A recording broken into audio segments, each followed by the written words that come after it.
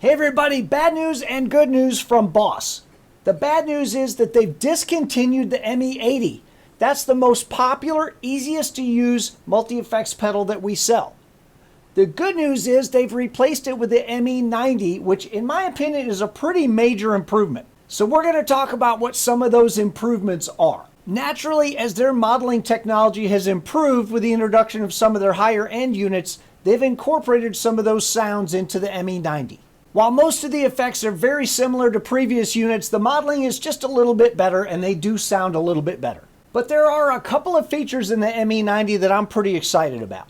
The first one is that it's got an effect send and return. If you've got some external pedals that you like to use in conjunction with the ME-90, you'll be able to insert those into your signal chain instead of having to put them before or after.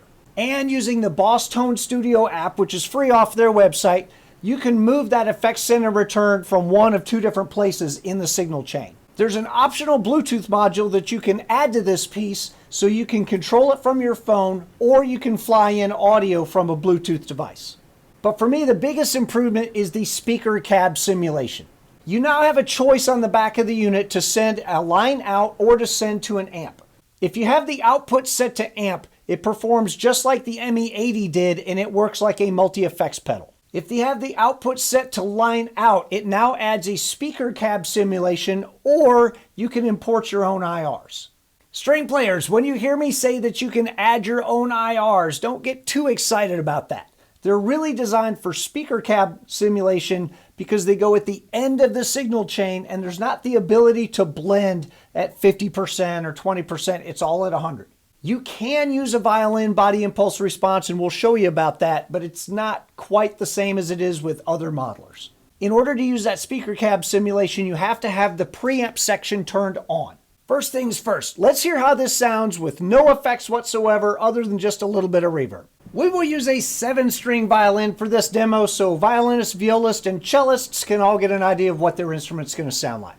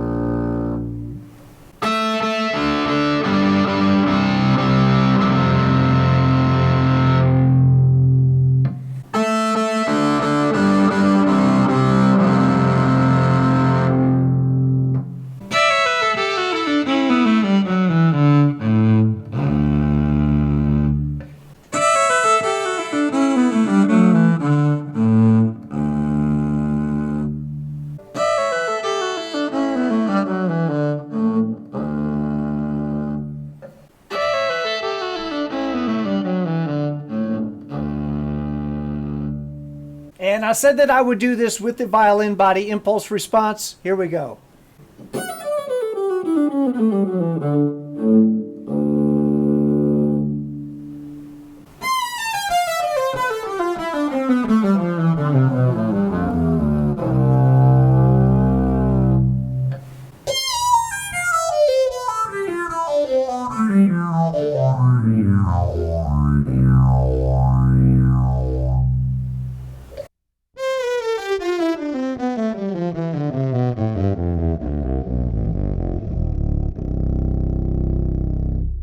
The octave down works okay with single notes, not so great with double stops.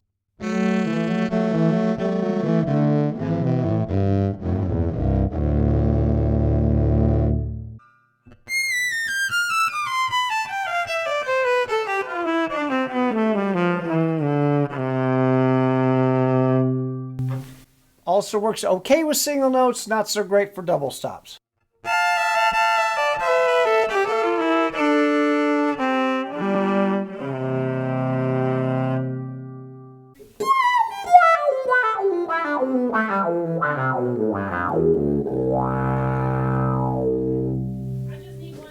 The delay settings on the ME-90 make way more sense than the delay settings on the ME-80, and I like these sounds a lot too.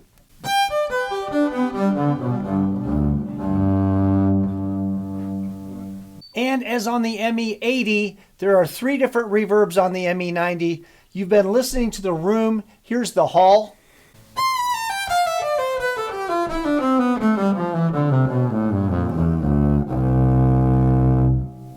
And here's the spring.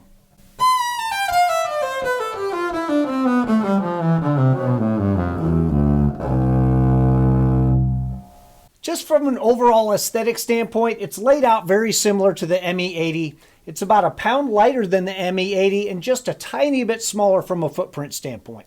Price-wise, they've been able to keep it in the same ballpark as the ME-80. It's like $50 more.